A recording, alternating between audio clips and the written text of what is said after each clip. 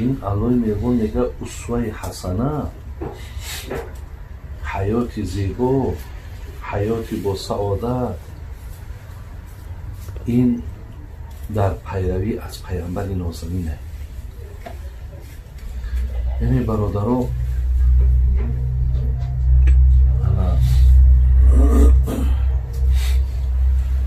ما همون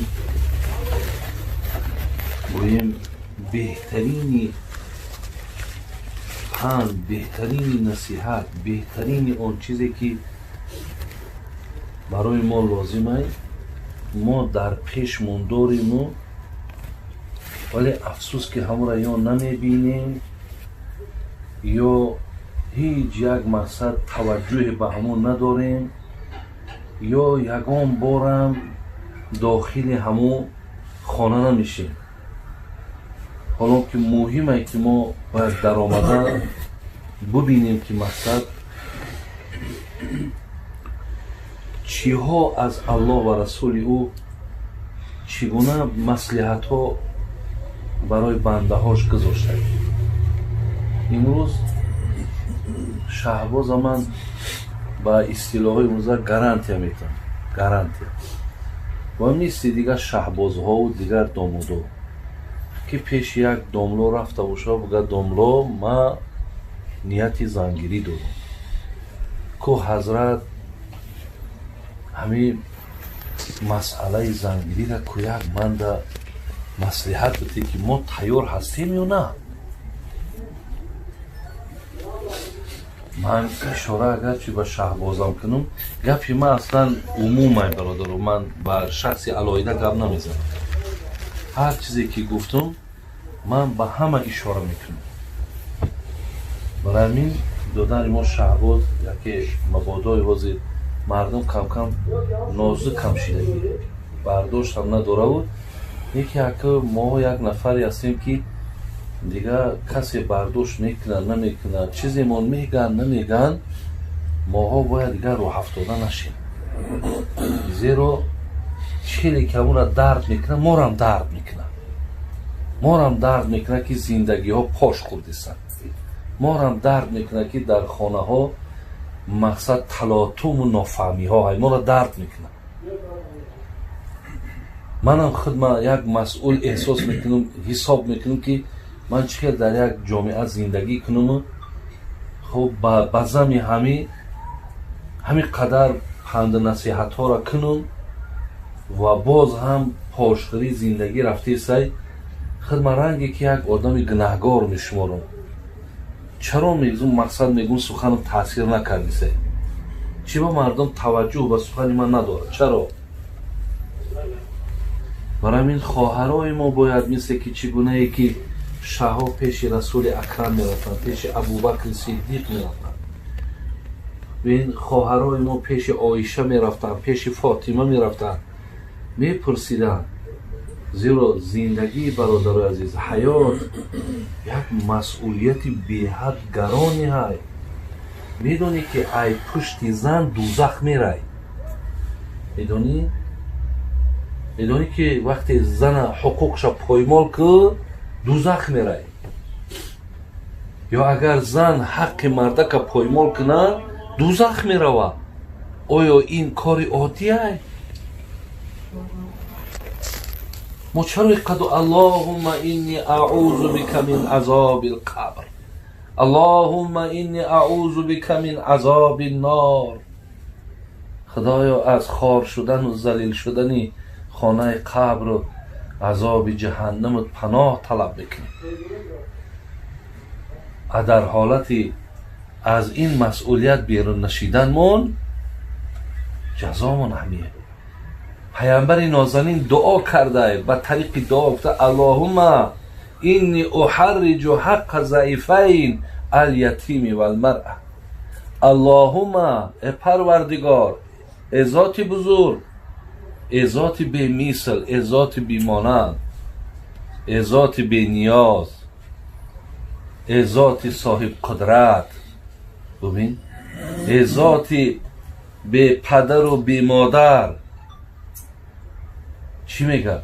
اینی احرج حق ضعیفین. من روز قیامت دعوا دارم پیش ذات تو، دعوا دارم. پشتیبانی ایده کس میکنم. یکده ای کیها؟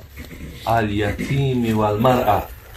کسی دنیا در حق یتیم خورده، کسی در دنیا زنک حقش پایمال کرده، من الله در شکایت میبرم که این دو نفر جزاش بده. برادری عزیز، این کار عادیه. پیامبر وقتی ببراید دعوا کنه بود بگه این دو تا جنایتکار بیاره که اینا در دنیا جنایت کردن. چی جنایت کردن؟ حق یتیم خوردن. چی جنایت کردن؟ زنه که حقش پایمال کردن. کار یادی بوده برادر عزیز. های تیفت بکشم بیارن که ای در دنیا زنه که تماما به حقوق کردگی بود. ای تماما زنه که مقصد هیچی آدم نمیشماری. از این آیا آشکار نشید که مسئولیت زندگی مهم بوده؟ چقدر مهمه برادر عزیز. لیکن امروز روز به روز از بس که شما از مکتب اسلامی دور شدید، از شنیدن قال الله و قال رسول الله دور شدید، انا بعد دهنهای شما امروز پیدا کرد چیترم فلان تیترم فلان اولا برق 1000 طلاق. همه ای حساب به توفیقی تونه، ای حساب اندیشه نکردن روزی در پیش داشته نیست. اندیشش هر کاری که من میکنم برای چی حضرت عمر رضی الله عنه خاک پاشه. چرا مقصد بیگاه که میشید اینجا در هر کار و بارشا می نویسان دره در همینجا خواب کو میبینه هر یک کارشا مقصد یگان کارا که نادرست به دستش که دست آداب میته. برای چی؟ یگان کارا که نادرست به پایهاش که پارا میزنه به دره. میترسید از هر کردارش میترسید. اگر ما هم از هر حرفمون بترسیم برادر عزیز و گرامی، برای چی الله میگه و ما یلفظ من قول الا لدیه رقیب عتید. الله را بید از سوره قاف و ما یلفظ من قول الا لدیه رقیب عتید. الله میگه هشدارت میتم. یا مخلوق میاولی میگه که بچه گپ در فلان جا برامگی پشت در گپ های باور کنید 10 کیلو گوشت بای میتی. میترسی چی گپ باشه پشتی مده. الله میگه هوشیار باش که هر حرفی ای دهنت میبرویه ما دلش کسیم نویسانده سیم. هر حرف تا جواب میگوی، هر حرف تا جواب میگوی. مفسرای گرامی میگن حتی میدونی که در حاجت خانه میدروی میشینی اونجا گپ همون را مینویسن. با زنت میگه خانه داری میکنی گپ میزنی همون را مینویسن. وای به حال من برادر از وقتی که ما با این زبان هایی که الله مهربان میگه من نزد شما 2 تا نگهبانی دارم که روچکک ها در دستشون ورقک ها در پیششون نویسانده است. برای این برادر عزیز هر یک قدم مونه، هر یک حرف مونه باید اندیشه کنیم. پیامبر نازنین میگن از جوان مردا را بین همه تا الله حفظ کنه. میگه اکمل المؤمنین ایمانا احسنهم خلوقا و خیارکم للنسائهم. حضرت علی میگن همیجا ای شیخ رستم سرکردگی تا تمام این آمدگی حاجی میرزاد اگر انجام بیاوه میگه کدام همین را ایمانشان مکمله، کدام همین را ایمانش نور داره، کدام همین مسلمان کامله. باز اگر من سوال بتم ممکن که بگه خیلی حاجی خودتی البته بین اینجا نمیگه که کسی که намозҳои таҳаҷҷудаш зиёдай, намега касе ки рӯзаи бисёр, намега касе ҳаҷи бисёр кай, мега касе ки ба хонумаш муомилаву зиндагӣ хуб дорад. тасаввур кун, ин сухани пайғамбаре бародари азиз, сухане ки ягон шубҳа ва шак дар ин ҳадис нест.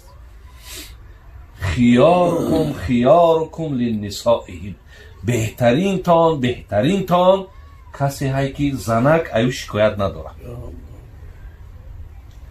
زنک مرده که خوب و مرده که نغز میبینه. برای همین برادرای عزیز و گرامی، الخصوص دادر ما شهباز این مسئولیت احساس کرد. در نسبت زنت بسیار معامله کن. الله از بالای بگیم نکه بگیم 7 طبق زمین و آسمان میگه و عاشرهن بالمعروف. بین چی میگه؟ میگن همین شهباز مادام دختری همین بابی نصرت الله را برای زندگیش انتخاب کرده، خدا گفتیسته، خالق یکتا گفتیسته، همون اللهی که ترا به همین ساعت رسونی، همون اللهی که در مقدرات تو همین خانوم نویسونده، همون اللهی که نمی حاضر در یک لحظه میتونه که دنیا را همه را از بین برداره. همون خدا میگه و عاشرهن بالمعروف. انامین انتخاب کردگیت قطعی زندگی خوب کن. الله را درشتی نکن میگه، زیشتی نکن میگه، حقارت نکن، تحقیر نکن، نزن. فرمانه چیکار کنی؟ من از دیدگاه خودم نگفتستم. او یک برادر مرا گفت بابا همین گپا تا یک بار سال پیش همین زنک در نورشیدگی بای تری میگن گویا که اکر ای گپا یا مردک اگر همین که ای گویا نال میشیده. من گفتم نه نال نشه آخی، نال نشه. این سخن خدا و پیغمبر برای نال شیده نیست.